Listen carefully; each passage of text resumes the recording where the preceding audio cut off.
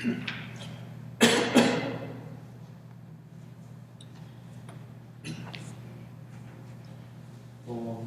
Purnamada Purnamidam Purnat Purnamudachyate Purnasya Purnamadaya Purnameva Vasishyate.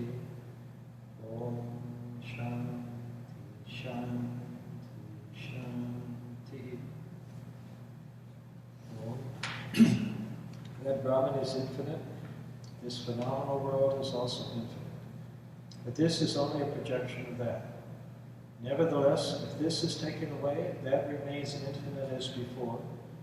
Well, peace to the individuals, peace to the planets, and peace to the animals.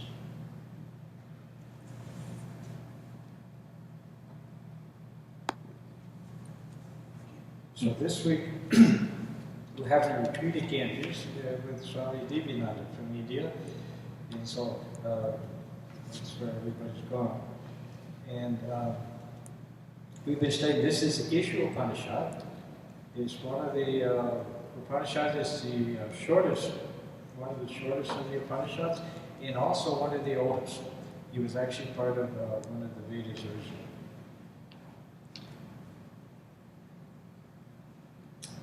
So we'll kind of go through from verse 1, and we've gotten up to about verse 6 or 7, but we'll go back to verse 1 and kind of go through it. It says, in this changing world, everything is subject to change, yet everything is covered by the Lord. Practice renunciation and be strong in the consciousness of the self. Do not run after anyone's wealth. So this world and everything in it is constantly changing, but that which sustains it is never changing. It is always the same, and that is the Lord. On Him everything rests. It is like a movie projected on a screen. The movie changes, but the screen is constant. Similarly, the phenomenal world is projected on the Lord.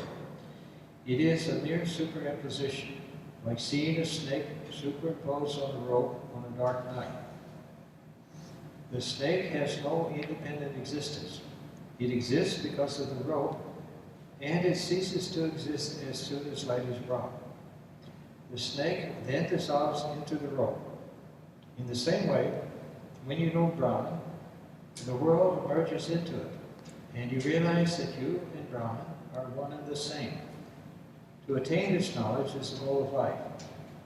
The world then cannot taint you. Your contact with it is merely like that of a piece of sandalwood, which has long been underwater and has thereby come to acquire a bad odor.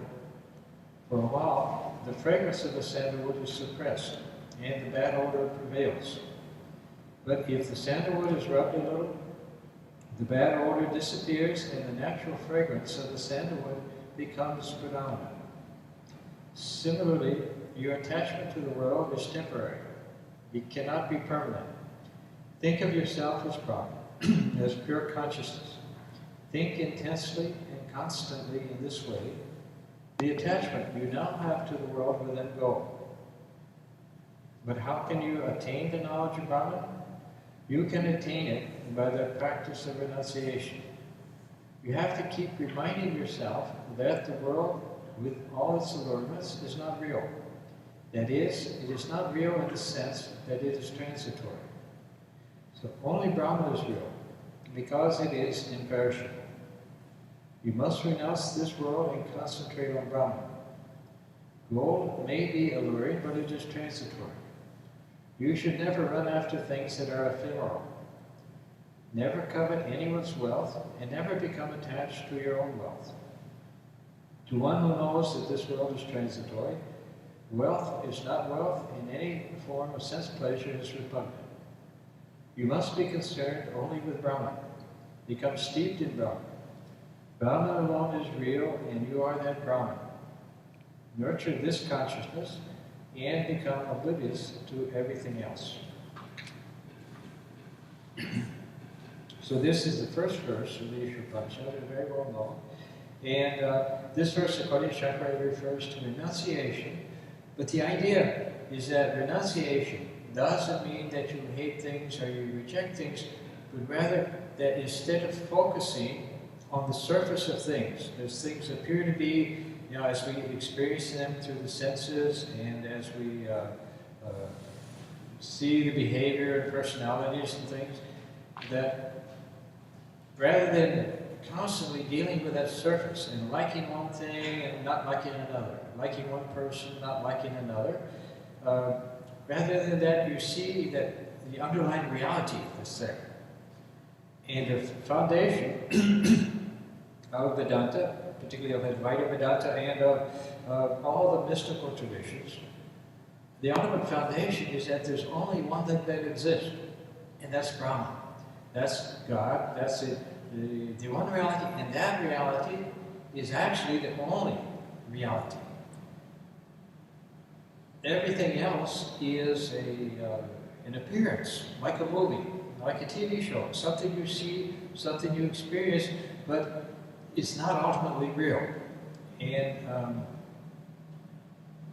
so by focusing on the underlying reality, in other words, in practical terms, when you deal with the world and you deal with other people and so forth, by nature you tend to like one person and you dislike another person. You may have very good relationships with one person and another person you have fights and all kinds of problems with. So we tend to divide the world into people we like, people we don't like, into us, our family and friends, and other people who we don't know. And we judge everything. This is good and this is bad. This person is beautiful, this person is ugly, this person is intelligent, this person is stupid. And like that, we're constantly kind of evaluating each person according to how they appear. But instead of that, instead of always seeing the surface of things and reacting to it, if you begin to realize and think that within that person is the presence of God Himself, and that this is actually just God in another form. It's like a big drama going on. We all, like Shakespeare said, we're all actors on the stage, we all have our parts to play, but there's only one actor, there's only one player. And this is the knowledge that eventually dawns. He said, I think I'm separate, I'm cut off from everybody else, I'm isolated, I'm a very small individual. In this whole vast universe, I'm a little tiny individual, and then I'm surrounded on all sides by other people, by activities and animals and all kinds of things going on, and I feel kind of very small and very lonely and very cut off. But as you become spiritual, you're moving into an awareness, a connection with the oneness of things. And then you see how everything gets transformed. That all of your experiences, instead of being very small and limited, and instead of being often a struggle, kind of stressful kind of thing you have to deal with, now it all begins to unfold in the infinite wonder that God has been described as the imprisoned splendor. And our goal is to let that splendor come out and express itself in every person, from the worst person to the best person. That divine power, wisdom, glory, love, that divine love is there. And that's what's trying to express. That's what we're meant to express in life. But in most cases, we block it out, and it doesn't, can't get through. And so in spiritual life, you're trying to change your thinking from me and everybody else, from me and the rest of the universe. We're trying to exchange that thinking to that it's all expressions of the one, and as you think, so you become.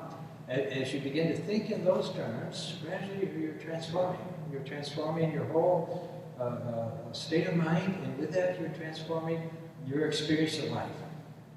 And we've talked in the past many times how the same experience, the same kind of event, that can be cause pleasure, happiness for one person, can cause pain for another person.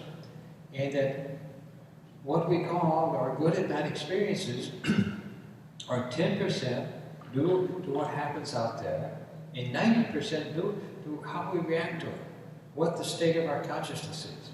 And this is what we were trying to do, is to get back into an awareness of what our actual consciousness is, of who we actually are, And then, as we discover that, we discover who everybody else is.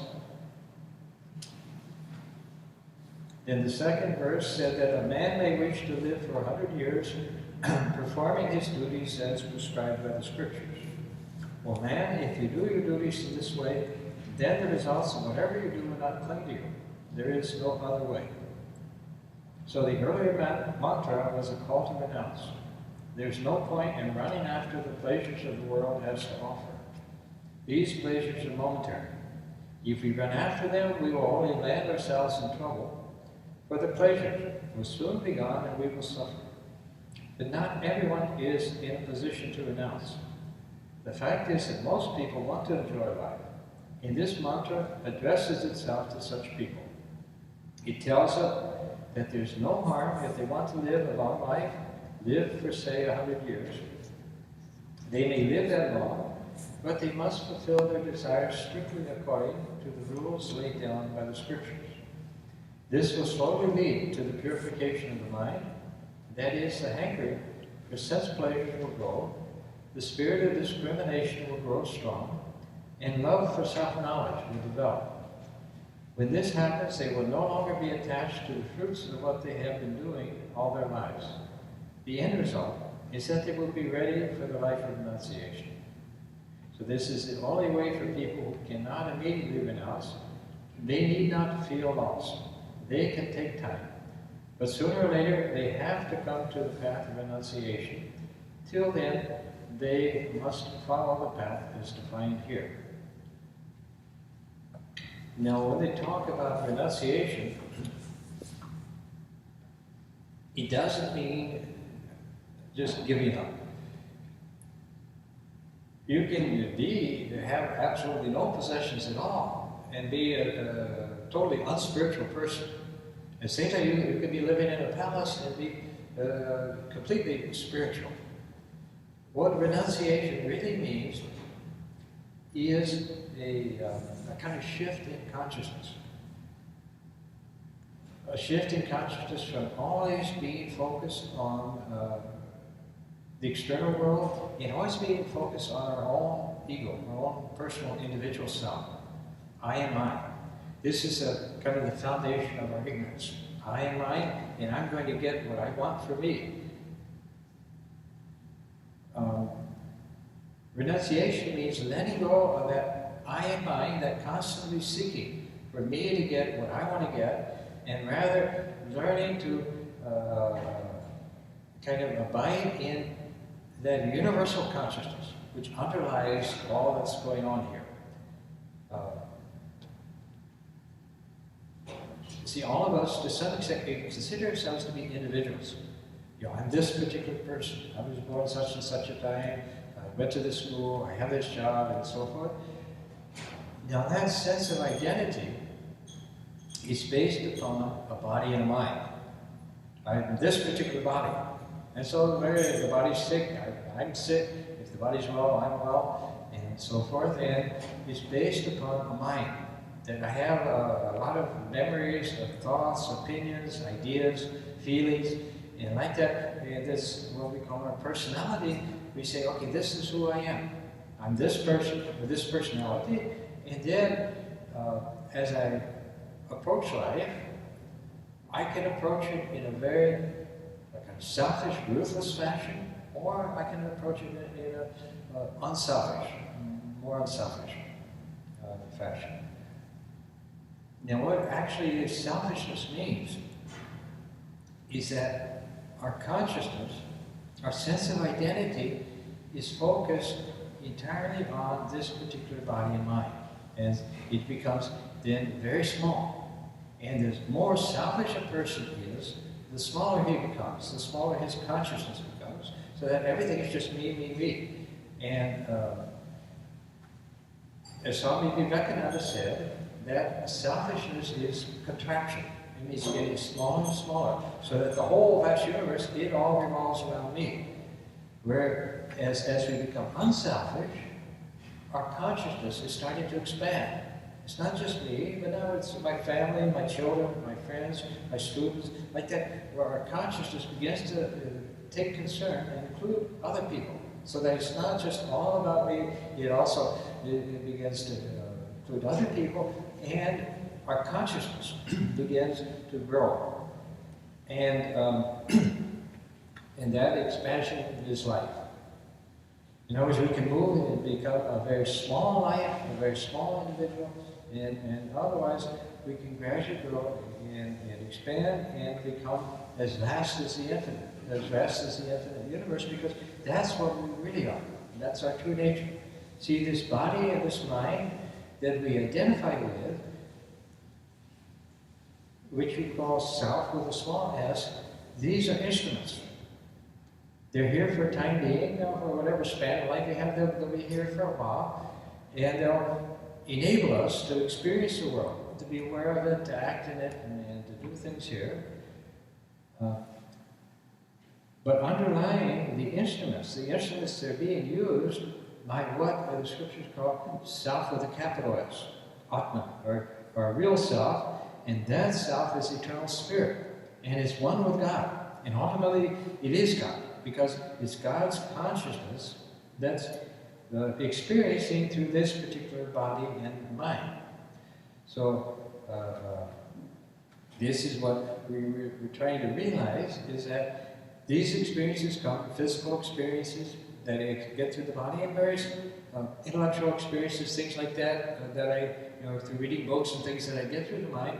Those experiences are there, and they're fine, but who is the one that's experiencing it? When you start to probe into that, you eventually get back, realize that there's something else there. In addition to your everyday kind of sense of who you are, there's something else there. And so the person in this second verse who's not quite ready to, renounce or become a monk or anything, the average person can start to bring a sense of the presence of God into your life. You don't have to give everything up, you don't have to stop doing what you're doing, but you start to bring a consciousness that there's something greater than just me, my education, my knowledge, my intelligence, my ability, that there's something greater inside there. And through meditation and all, you try to establish contact with that. And then as that begins to become a part of your actual experience, then you see things get transformed. And then gradually you realize that what you're getting from meditation, the thing you're getting or experiencing with it, is actually the most important part of your life.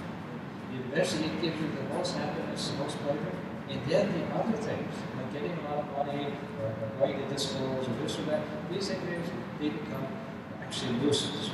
And so this way, gradually we're uncovering, unveiling a sense of who we actually are, establishing contact with it, of that presence of God within us, so that then it becomes a living reality for us. And then it becomes, actually matters to us.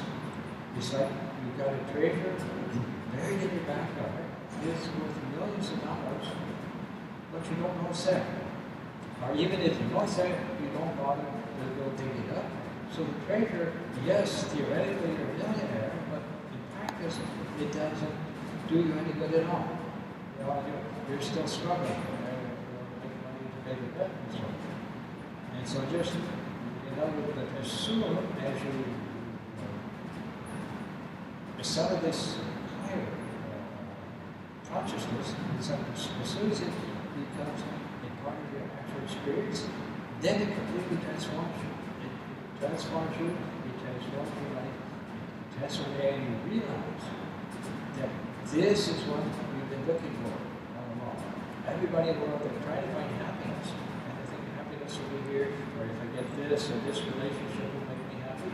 But if they can, when they touch on that inner kind of treasure, then they find out this is it, and now they're completely satisfied, and so they don't need anything. They don't want to be a king, they don't want to be a movie star, they don't want all these things, they don't mean anything anymore because they come fulfillment. And the third verse says that there are worlds known to be sunless and fit for demons. They are enveloped in darkness, such as what the blind. In other words, as those in the way of self-knowledge experience. Those people who have neglected the attainment of self-knowledge and have thus committed suicide as it were, are doomed to enter those worlds after death. And this is a condemnation of people who do not try to attain self-knowledge. They are, in a real sense, committing suicide. But what can be worse than being a slave to sense of the completely oblivious of the real purpose of life, which is to be your own master? In order to be your own master, you have to realize that you are identical with Brahman, the cosmic self, that you are pure consciousness, ever free, without name and form, and unconditioned. You are not subject to any modification, without beginning and end, beyond thought and speech. You are existence absolute, knowledge absolute, bliss absolute. When you know this, you are free. You no longer swing between birth and death. If you do not try to know who you really are, you are indeed committing suicide. You are inviting the ignominy of a slave's life in this world and a similarly unfortunate fate after death. So in reality, each individual is actually this absolute existence, absolute consciousness, absolute bliss. That's a real nature, and that can never be lost, it can never be destroyed or injured in anything, but we can be unaware of it. The sun is shining brightly all the time, but yet we can pull down all the shades in our house and sit in the dark. And this is what human beings, this is what we tend to do. God is there, the infinite glory is there, the infinite divine reality of what we are is there, but yet we pull down all the shades and we live our little existence and say, oh, this is all I want, and don't bother me. And this is our attitude towards God. For the most part, is don't bother me, I'm busy. And so like that, we go through life in darkness, even though the light is all around. And in the afterworld, if we leave this body, then those souls who don't want God, they remain in ignorance. They remain in the darkness.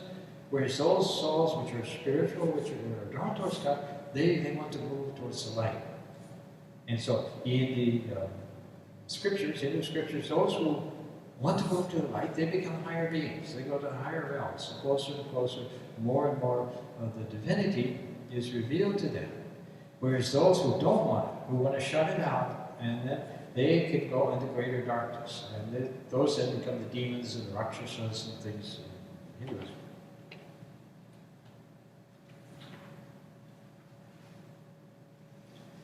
So then verse 4 said that Brahman is one without a second. It never moves, yet it goes faster than the mind. It is always ahead. The sense organs can never catch up with it. It is still, yet it defeats all in the race.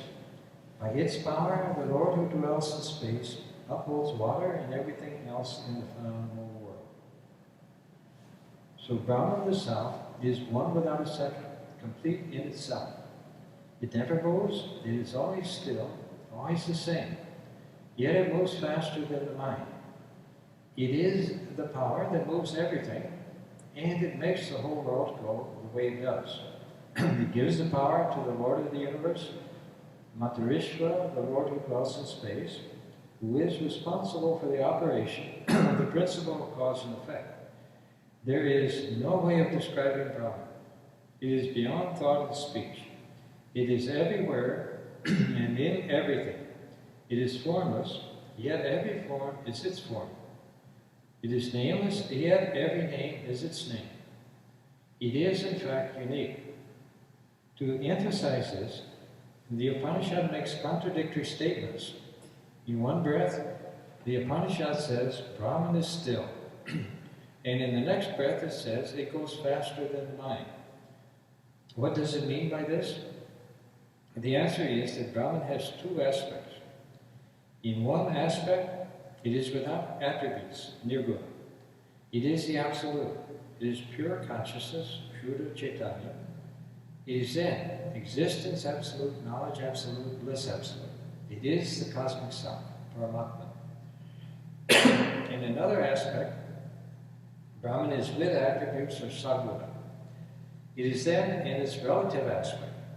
In this aspect, it may have a form, and it may also have many qualities, good and bad, small and big, and so on. There are an infinite variety of such qualities. These, it should be remembered, are mere attributes, mere superimpositions or adhyasas. They cannot affect Brahman. They are like masks children wear. The mind itself is inert. It can function only when the self, in other words, Atman, which is another name of Brahman, animates it. It cannot move faster than the self because it is the self that makes it move. And that self is everywhere. This also applies to all the other organs, called devas because they reveal of the body. And this applies to all of the elements in nature. It is the power that works behind the cause as well as behind the effect. So take the case of air. When it is associated with the self, air is called the life force. But air by itself cannot sustain life. Air is also called Mantarishva because it moves about in space, but it becomes active when it is associated with the cosmic self. It then becomes Hiranyagarbha, the first manifestation of Brahman as an individual, or Sutrama, the cosmic self of all, like the thread passing through a garland. It is in this aspect that Brahman controls every phenomenon in nature. From fear of it, fire burns. From fear of it, the sun shines. From fear of it, Indra and Vayu, and death the fifth realm, from the Isha Upanishad. So nothing can happen independent of Brahman, yet nothing affects it. The whole phenomenal world, including everything in it, is derived from Brahman, is sustained by it, and in the end dissolves it. Now, in order to understand this, and the whole idea of non-dualism is, you need to have an understanding that creation is not something separate from the Creator. And we use the example that, for example, a painter, he paints a painting, and now he can sell the painting, he can give it away, he can send it to California, he can do whatever he wants, but it's a totally separate thing. He's one thing, he created it, but now it's a totally separate object. But the other idea of creation is the mental creation that you have in, say, a novelist. That he creates a whole world full of characters and actions and events and things, but that world is contained within his own mind, within his own consciousness. And if the characters in his book were conscious and started to ask who made me, they could examine every person, everything in their world, and they wouldn't find anyone who had made them. But yet, their creator is actually right there, because it's his consciousness which is the source of the creation. And like that, Brahman's consciousness is pervading this whole universe. This whole universe is not a separate object, material object put out in space somewhere. It's actually contained within the consciousness of Brahman. And then it's called Hiranyagarbha, the cosmic mind.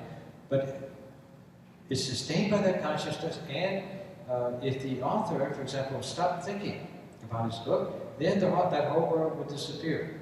It simply wouldn't exist anymore. So it's his thought, his creative thought, and consciousness is what sustains it. So in all religions, when they talk about God, one of the basic things they say about it is he's omnipresent. That's because it has to be, because we're all contained within that consciousness, and we can never be actually separate from that consciousness. But when we seek God, we think, oh, we'll find it in this temple or this mountain or this holy man, or, you know, and we go around searching in the world trying to find. But actually, when you see, for example, holy man, some great spiritual saint or something, the person, the form, the human identity is only like a front. What's actually there when you come into true spiritual teacher is the consciousness. The one consciousness is able to function through this particular guru or spiritual teacher. It's not the teacher that's the source, it's the God himself. And because the teacher has contact and make connection with the divine, now some of that flows to him. It's like we're all in the world, we're all carrying torches, but none of our torches are lit. But a holy man, a spiritual person, he touches God, and now his torch is lit. And now he can come back and he can light other torches. But the guru, the true guru, is there as our own inner self. It's that consciousness which is contained in us. Normally it can't get through us, so it comes around, through somebody else maybe, but ultimately it's within our own self is where you find the divine. So then verse 5 says that Brahman moves and it does not move. It is far off and it is also nearby. Then Brahman is inside this and is also its outside. So this mantra illustrates how futile it is to try to describe Brahman, which is without name and form, without anything distinctive that we can say about it. It is nothing, and yet it is everything. It is nothing because it is beyond thought and speech. It is everything because it is self-inclusive, all-inclusive. Everything exists because of it, and it is the essence of everything. It is one and the same, but it appears diverse in terms of names and forms. These names and forms, however, are mere superimpositions. It is what it is, irrespective of everything. It is unchanging and unchangeable, and it is never conditioned by anything. It is both immanent and transcendent. So by itself, Brahman never moves. It never changes. It is always constant. Sometimes we see the moon moving behind some clouds, but actually the moon does not move. It is the clouds that are moving. In the same way, Brahman, the self, is always the same. It is never born and it never dies. Because it is associated with the body, it appears to be subject to birth and death. We wear a new coat, and when it gets old and torn, we throw it away. This is the relationship the coat has with the body. The same is the relationship the body has with the self.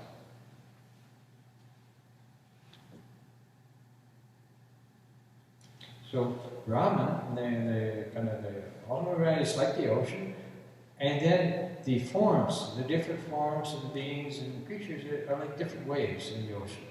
Now the waves, they all differ from each other. Some waves are big, some small, they're different shapes and things, but the ocean is just water and it's the same.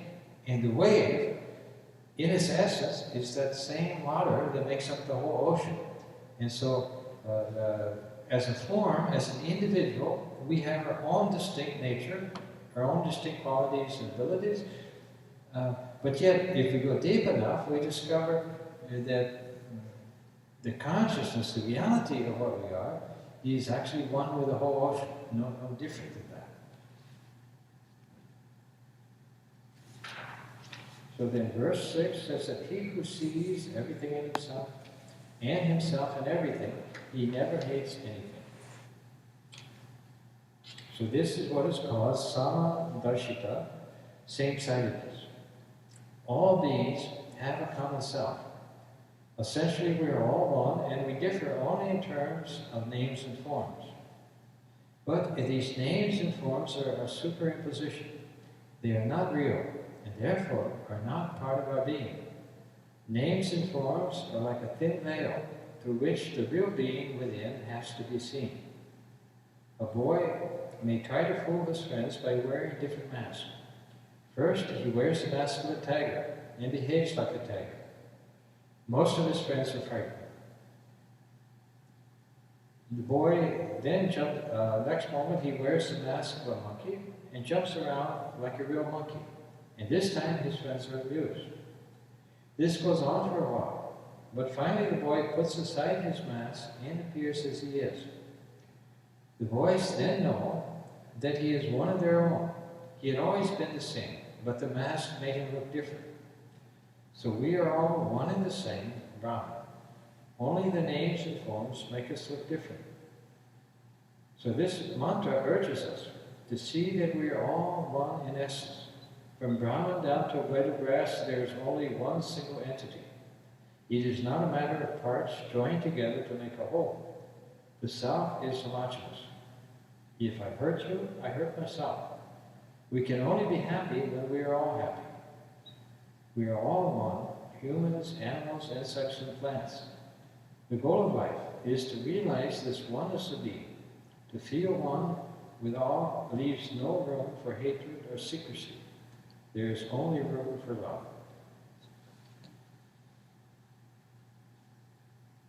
And so as individuals, as names and forms, as particular individuals and personalities and so on, we're all different. But it actually is Brahman, the one God, the one consciousness, putting on different masks. And then we play different roles in the drama. And when you look at somebody terrible, even like Hitler or Stalin or something, it's still the same God wearing the mask of a dictator. And like that is the one immortal, eternal self, which can never be harmed, which can never be injured, which can never be hurt in any way. That one self is kind of playing all the different roles. When you see the appearances, when you see the drama and the play going on, you react to it and say, oh, this person is good, this person is bad, this person is terrible. And like that, we look at events and we say, this is good and this is bad. But when you're aware of the underlying reality of things, then you begin to see it's all just what they call the Leela, the kind of the sport of the Lord. In other words, you go to a movie, and in the movie, terrible things, particularly nowadays. Every movie's got cars getting blown up and people getting karate and shot and things. But you say, okay, it's a movie. Well, it's just entertainment. But actually, this is nothing can harm Brahman, and Brahman doesn't actually become what's going on. But the problem is we take the movie so seriously that then it becomes very stressful, and we react whenever things are good. We react whenever things are bad, and we struggle and tussle with the world. But actually, when we can get back even in a small little bit back into our true self, then that sense of struggle, of stress, of worry, of fear, all these things, they gradually go away, and we realize that that it's just a kind of show unfolding before us, and then you begin to see things correctly. It's like we're seeing the drama, we're seeing what is the form of the virtual reality. And nowadays, people, you can put on a costume and goggles and things, and they're coming out now with goggles, and you can live in a totally virtual, computer-generated world. And that was a movie Matrix. That was the idea behind it. And so you can live in a totally virtual reality, and it seems that you get totally immersed in it, and it seems totally real. But then you realize that, it's actually just being projected. As soon as you unplug the equipment, then you realize, that wasn't real at all. Or for example, you're asleep, and you're having a dream. Now that dream, it may be very pleasant, a very enjoyable dream, or it may be a terrible nightmare. And in the dream, you're being chased by a tiger, and you keep trying to escape, and no matter what you do, the tiger is right behind you, and you can't seem to get away from it. But then you wake up, and now you realize, it was just imagination. You realize, I'm here. I've always been safe and sound. I was in bed, and everything is fine, and no harm has been done at all, because it was never actually real. It was just like a dream. So our life experience is like a dream that we're having, and all the time we're actually with God, we're actually in God, and we are God in our real nature, but simply we're not aware of it.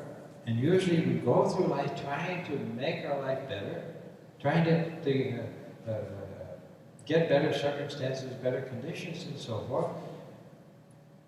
But the ultimate solution to all of our problems, the only ultimate solution, because you solve one problem and then another problem comes. It's like one thing after another. But the only real solution to all our problems is to wake up. And I'm Brahman. The whole universe has come out of me. I'm one with everything. Nothing ever can harm me. I'm eternal, immortal being. I'm the source nirvana out of which everything else comes. So then you realize that you've been living in kind of hypnotized world. Yeah. It's like if somebody hypnotizes you and tells you you're a chicken or something like that, or your clothes are on fire, you react, and then when you wake up from the hypnotism, you say, oh, okay, it's okay. And like that, we're all hypnotized. We may be having a good dream, a lot of people have, or we may be having a terrible dream, but it's all ultimately, from the higher spiritual standpoint, it's ultimately a dream, and what we are is completely transformed. Now, within the dream, and particularly in the borders of samsara, of this journey of the soul, first, that in the dream, we have the sense of I'm getting a little bit better, I'm getting a little bit happier, I'm getting more together, and then we have the sense of, oh, now I fell down, now there's temptation, and now I've fallen off the path, and now I'm down again, and so then like that, we have the sense of I'm struggling, gradually trying to get a little bit better. But when you speak of realization, of illumination of this actual spiritual knowledge, then rather it's like waking up. You don't have to be good, to be a good person, and to kind of progress in your meditation. Then you have to work, you have to struggle and kind of hold on to it. And you can always lose it again or fall back down. But realization of these truths is rather, it's like waking up. Once you wake up, you're awake. You don't have to do anything to make it happen. And in fact, you don't. You just wake up and it's there, and it's your natural state. And so there's no more need to kind of struggle through life. Everything now is felt to happen through grace. It's like, and this, as we're beginning to approach this higher truth, this is the sense that begins to come. Is that things depend less on my kind of effort, my success, my wisdom in handling situations, and things and more, it's just an unfolding of grace. You realize that there's a higher power there that's taking care of me, that's looking after me, that knows what it's doing, and it's actually operating. And ultimately, and this is the reality of things, ultimately, we're just the instrument. As a human being, we're just an instrument of God trying to express Himself into the world. The more we put ourselves in charge, the more we kind of foul things up, and the more we have to struggle through everything that happens. But as you begin to realize that you're actually just a witness, watching it unfold, then you see it continues to unfold perfectly, quite well, but spontaneously. You don't have to rack your brain, what should I do about this? Just, a situation comes and you respond to it, and that's it. So like that, we have this tremendous reality, ultimately God Himself within us, within each individual. The more it gets covered over, the less we're aware of it, and the less kind of benefit it is to us. As we begin to uncover it, then it starts to slowly begin to come through, until finally we reach the point of awakening and discovering that this is who we are and what we want to be. So then, we've got now one more verse that we've covered before, and that'll bring us up to kind of where we are now.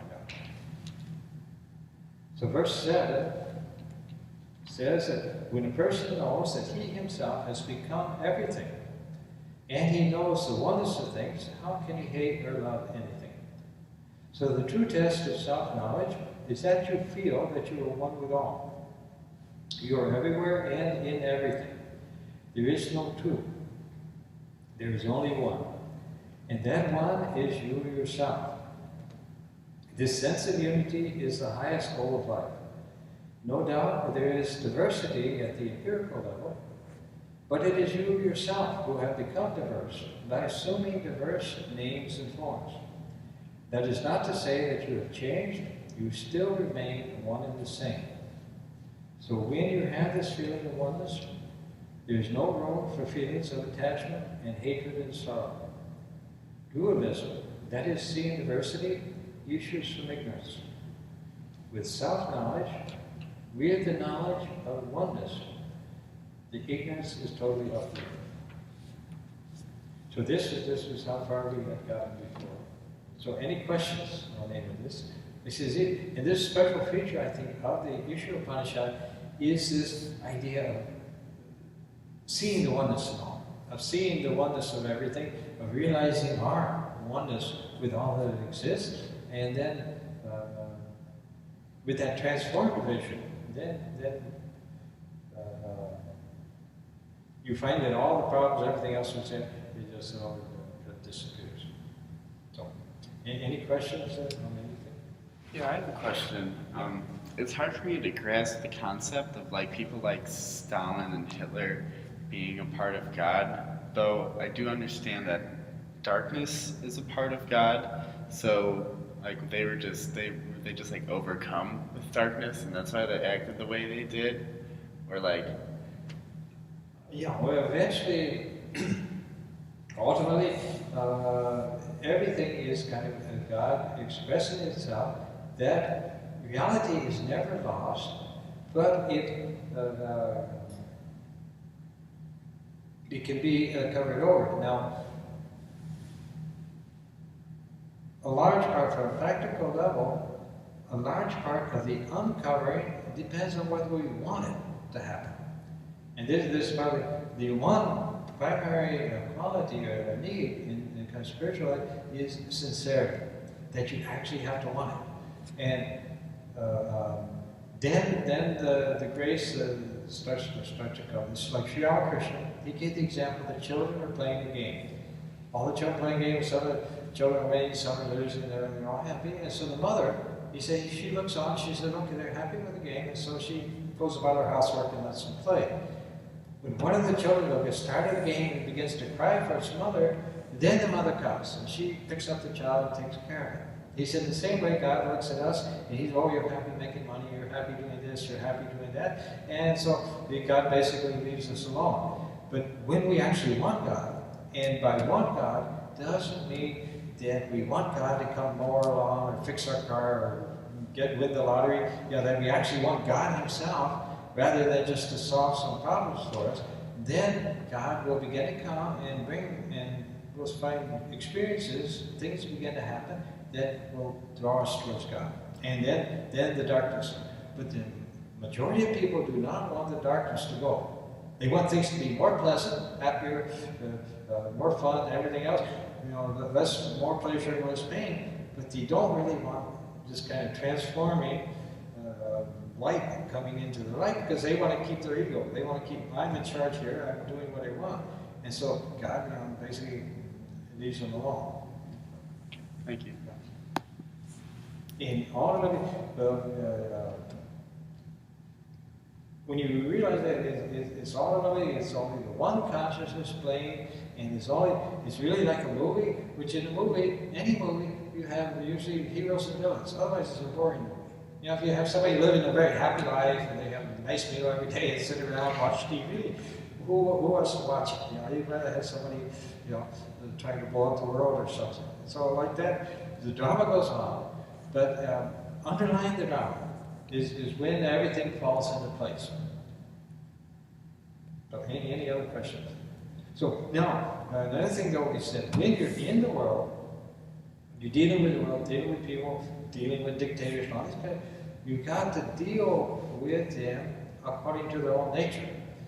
It's not say, oh yeah, everything's God, and then somebody mug you.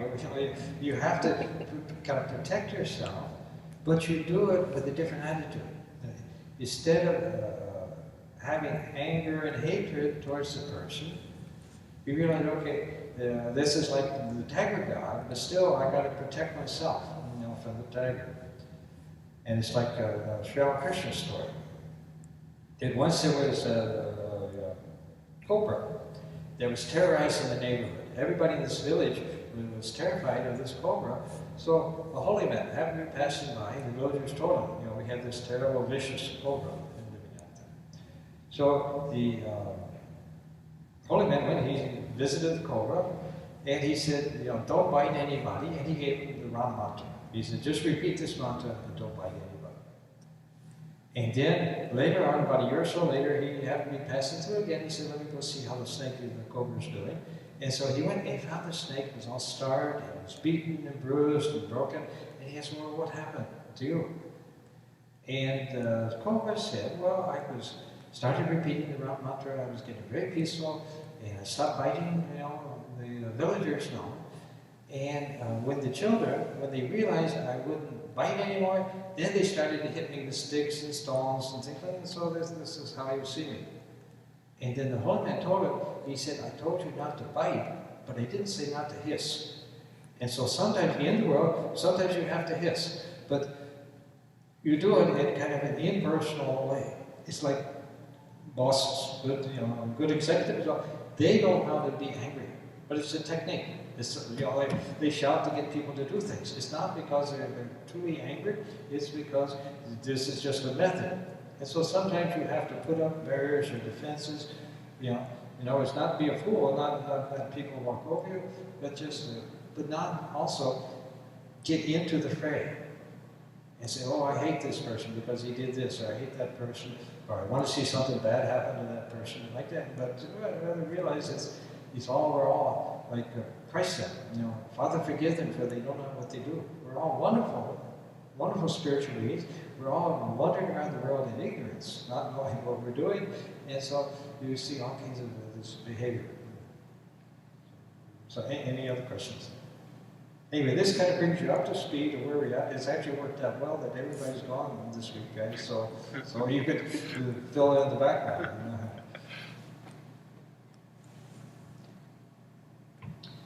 Om Asatoma Sagyaya Tamasoma Jyotirgaya Vituram Amitam Gaya Om Shanti Shanti Shanti.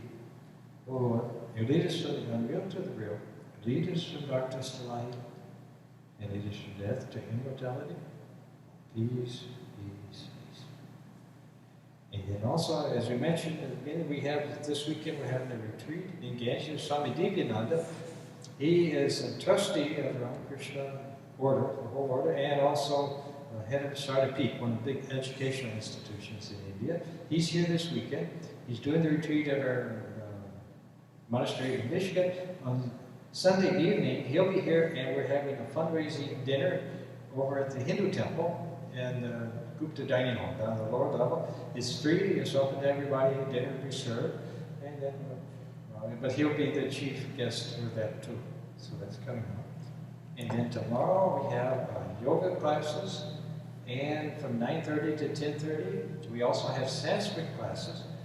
One class starts at 7:30 till 9:30, and then the next one is from 9:30 until 11. And on Sunday morning, I'll be doing the Hindu temple. They're having their Sunday school graduation. So I always go to the graduation ceremony, so I'll be there. And then on Sunday, I'll be giving the Sunday talk, because Swami Isha Upanishad, he is in Ganges this week. So all these things going on. So. With the Sanskrit class, is there two different levels? With the Sanskrit class, is there there's two different levels. There's a kind of beginner's level, starts at 7:30 up until, I guess it's 9, and then from 9 to 11 is the more advanced class. Can you join at any time? Huh? Can you join at any time? Oh, yeah, or sure. You can? Sure. Okay. If you haven't studied before, you probably want to... Beginner, yeah. Well, actually, if you want to study Sanskrit, you'll be coming for the... I'm coming anyway. 9:30, and so this goes from like 7:30 till 9 or something. So yeah, that would work. Yeah, that'd be wonderful. Okay, thanks. Thank you.